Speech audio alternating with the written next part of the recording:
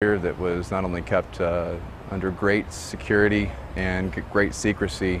It was done by other agencies than just the University of Texas. I know that not only is there a nuclear reactor approximately 6 stories beneath our feet and the facilities to maintain such a reactor, there are a number of them, at least 1, possibly 2, at the Pickle Research Center about 15 miles north of here, as well as various locations in local caves within Travis County. Right here at J.J. Pickle, there's actually a nuclear reactor, a full-scale nuclear system going on behind research facilities, biolabs, and other regular university functions that are going on. And we want to know, why is this being covered up? Why is it not talked about? We have footage we're going to show you of some of the cooling towers, and on Google Earth you can see some of the cooling ponds that are used for nuclear reactors.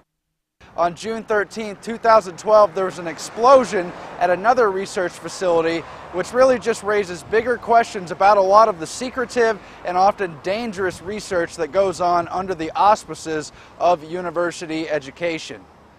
The University of Texas has been much less than transparent about a lot of their activities. They have nanotechnology projects that are published, but they've been very, very hush-hush about their nuclear reactor work. We do know across the country, approximately 48 out of 64 nuclear reactor locations are admittedly leaking, admittedly rotting. They're leaking the radioactive element tritium into water supplies. That's all in MSNBC and other mainstream sources. So we know there's something going on. We know nuclear is not as clean as we were once convinced it was. And so the idea that something even more covert could be going on with dumping this material is certainly alarming. We're here at a location in a ravine just off of the Tom Miller Dam, south of the Colorado River here in Austin. And CJ here will explain what our sources told us. My great-grandfather did tell me that the University of Texas was using this area to dispose of nuclear waste. As we learn more about the disturbing nuclear secrets of Austin and its threats to the environment, we begin to understand how little we really know about what's going on in government and the world we live in. This is Aaron Dykes for INFOWARS.com, signing off. And we will continue to bring you more coverage on that story as it unfolds. Meanwhile, we have learned that the CDC Bioterror Lab in Atlanta has had some serious problems with the airflow systems that they designed to stop the release of infectious agents. This revealed in government documents and internal emails. And this is the area of the building where they store anthrax. They have dangerous strains of influenza stored there. Monkeypox, you name it. These are microbes that have the potential to be used as bioweapons. And if any of these microbes were to get released on accident, let's say through one of those faulty ventilation systems, then there is seriously a potential for a global pandemic. It is that serious. And are there bioweapons labs in your neighborhood? INFOWARS Nightly News investigates. Government-funded universities across the Western world are developing massive warehouses full of bioweapons that they say is for biodefense under the BioShield program. Airborne Ebola, smallpox, bubonic plague, bird flu, and the H1N1 superbug are being weaponized and kept in moderately secured facilities like at the Galveston National Laboratory on the campus of the University of Texas. Now, this may be one of the biggest threats we now face, as the risk of a deadly virus escaping one of these laboratories and starting a global pandemic, well, it is a clear and present danger.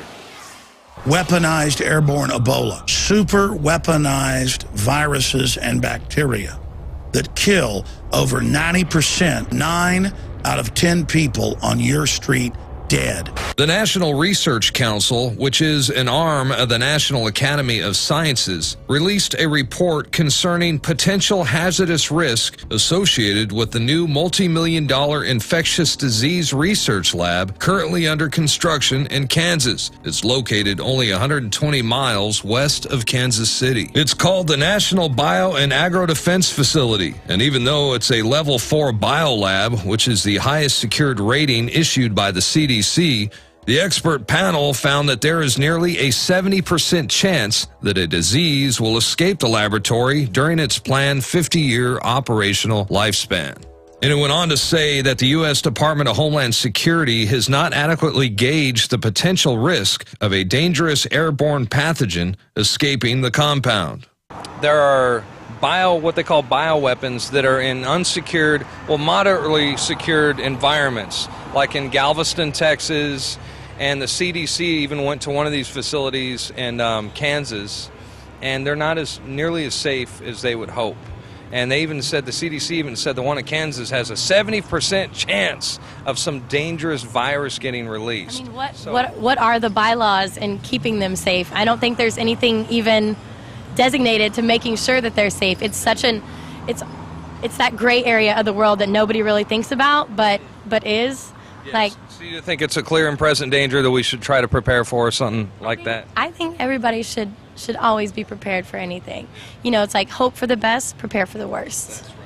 Can you imagine the awakening that's going to happen if they release those bioweapons? After we've warned people so much, God Almighty, I hope the next phases of what we've broken down don't happen. God Almighty, I hope they don't. But I know one thing, I'm sure selfish. I've sure gotten my family ready. Do you think it's wise for people that collect food and they have stockpiles of food and stuff like that just in case of emergency and have a place to go just in case something like this were to happen? I don't have anything stockpiled. I'm all about having weapons. I'm all about getting as much ammunition as you can getting it, because everybody's going to get crazy. They're going to want to get their hands on whatever sources are available: food, water, natural resources, anything to keep the normalcy of life continuing. That's why I'm out here on the streets. I want to learn some street smarts, and if it goes down, then I want to be able to find your way around it. Yeah. Now let me tell you something. Once something like that goes down, the people in the high-rise apartments and stuff, they're not going to know what to do. It's the people with street smarts are going to be the ones that are going to survive. They won't be able to survive. Just making sure that you have the resources that you need, because when the world gets chaotic, everybody loses their minds. Let me put this in layman terms.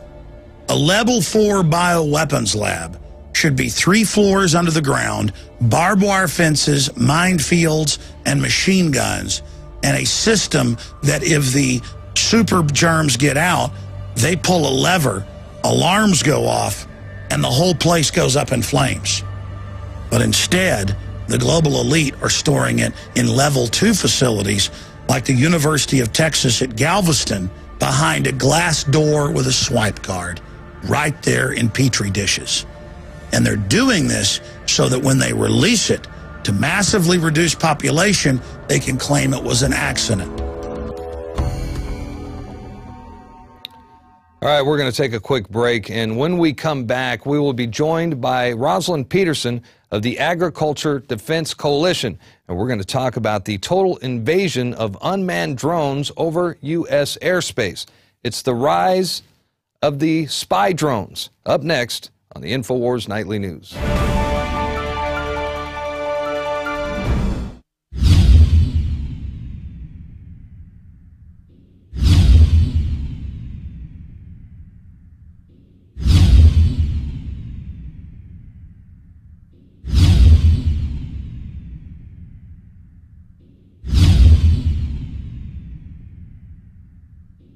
Sick of the globalists, eugenicists, control freaks adding poison to your water and laughing as you get sick and die? Start purifying your water with ProPure. My friends, I've done a lot of research, and the best gravity filter out there, bar none, is ProPure, and it's available discounted at INFOWARS.com. Its filters are silver impregnated to prevent bacterial growth. There's no priming required. It's NSF 42 certified. Optional fluoride filters can reduce fluoride up to 95%. Easy to set up and use. Doesn't require electricity, purify water from lakes, streams, ponds, and wells. This filter system leaves in beneficial minerals, which is key. Save money by not buying bottled water and avoid BPA that leaches from the plastic. ProPure is the best gravity-fed filter out there. It's what my family uses. INFOWARS.com already has the lowest price on ProPure. But if you add the promo code WATER at checkout, you get an additional 10% off at INFOWARS.com. You can also call to order 888-253-3139.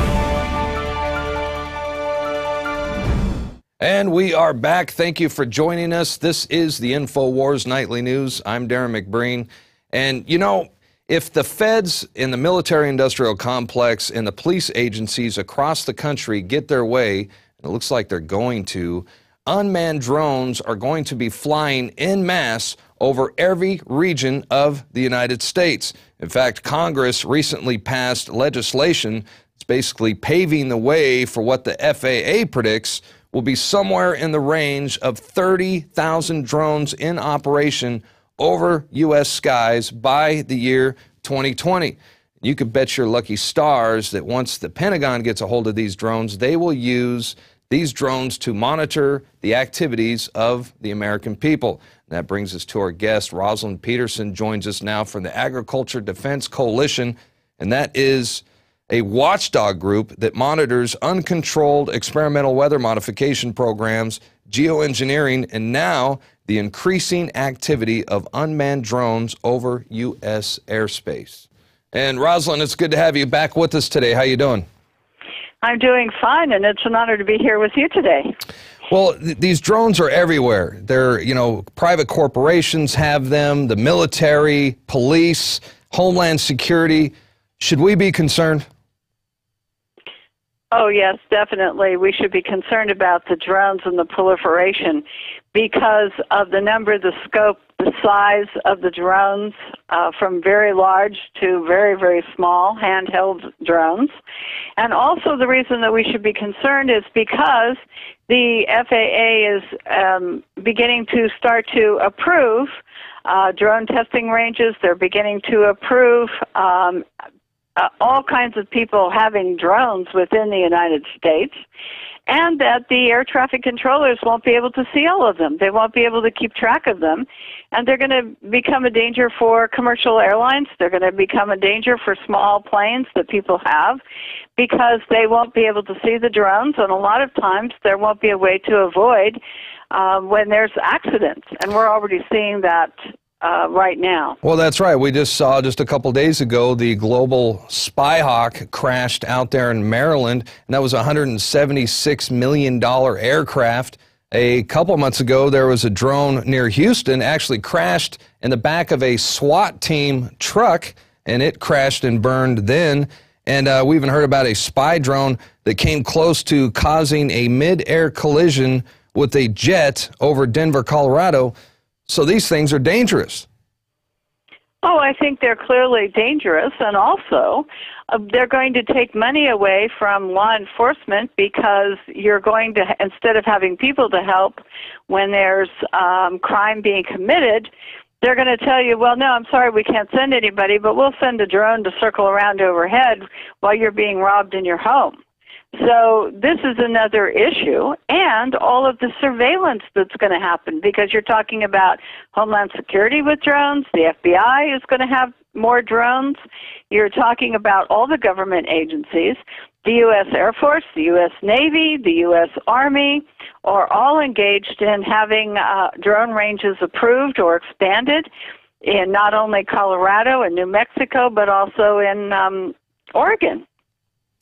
Well, that's right. They're everywhere. And we also have some alarming news here that the U.S. is now developing plans to make nuclear drones. They want to increase the flying times from hours. Now they'll be able to stay up there for months.